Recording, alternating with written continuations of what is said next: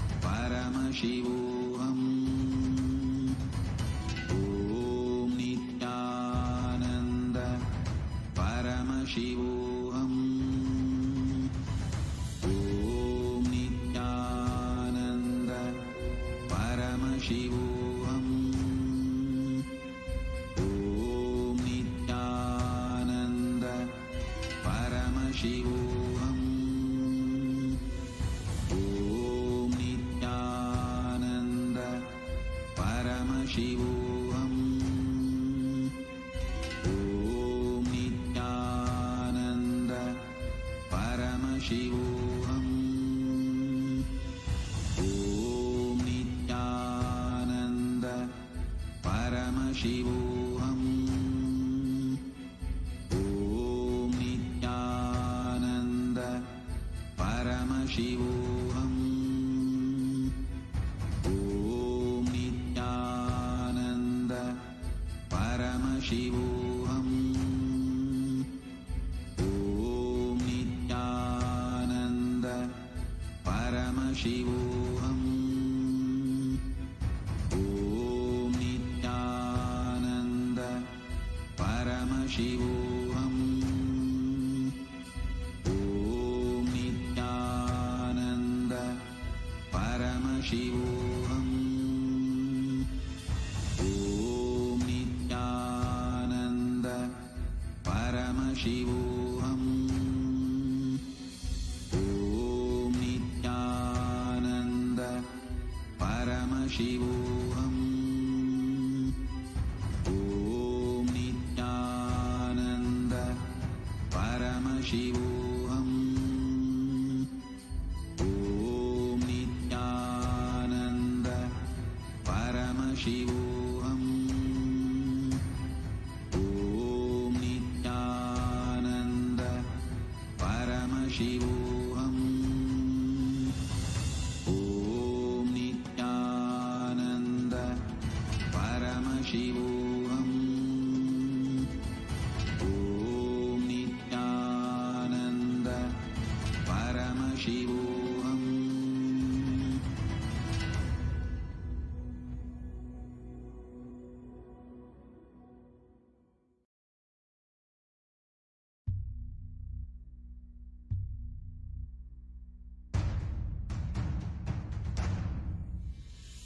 Sit as Paramashiva. Inhale and exhale deeply with 25 heads and 75 eyes and 50 hands. Visualize, meditate, connect with him. He is a living, alive being. Drop your form into his form and dissolve. Remember, you are a Sarupya Mukta, means your form is dissolved into his form. All my disciples, now I am initiating Salokya Mukti, Samipya Mukti, Sarupya Mukti, Sayujya Mukti. Om Nityananda Paramashivoham. Om Nityananda Paramashivoham. Om Nityananda Paramashivoham. Om Nityananda Paramashivoham. Om Nityananda Paramashivoham. Om Nityananda Paramashivoham. Om Nityananda Paramashivoham. Om Nityananda Paramashivoham. Om Nityananda Paramashivoham. Om Nityananda Paramashivoham. Om Nityananda Paramashivoham. Om Nityananda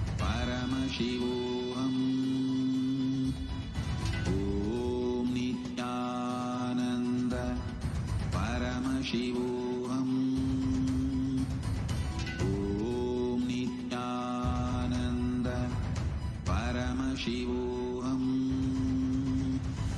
ॐ नित्यानन्द परमशिवोऽहम् ॐ नित्यानन्द परमशिवोऽहम् ॐ नित्यानन्द परमशिवोऽहम् ॐ नित्यानन्द परमशिवोऽहम् ॐ नित्यानन्द परमशिवोऽहम् ॐ नित्यानन्द परमशिवोऽहम् ॐ नित्यानन्द परमशिवोऽहम् ॐ नित्यानन्द परमशिवोऽहम् ॐ नित्यानन्द परमशिवोऽहम् ॐ नित्यानन्द परमशिवोऽहम् ॐ नित्यानन्द परमशिवोऽहम् ॐ नित्यानन्द परमशिवोऽहम् ॐ नित्यानन्द परमशिवोऽहम् ॐ नित्यानन्द परमशिवोऽहम् ॐ नित्यानन्द परमशिवोऽहम् ॐ नित्यानन्द परमशिवोऽहम् ॐ नित्यानन्द परमशिवोऽहम्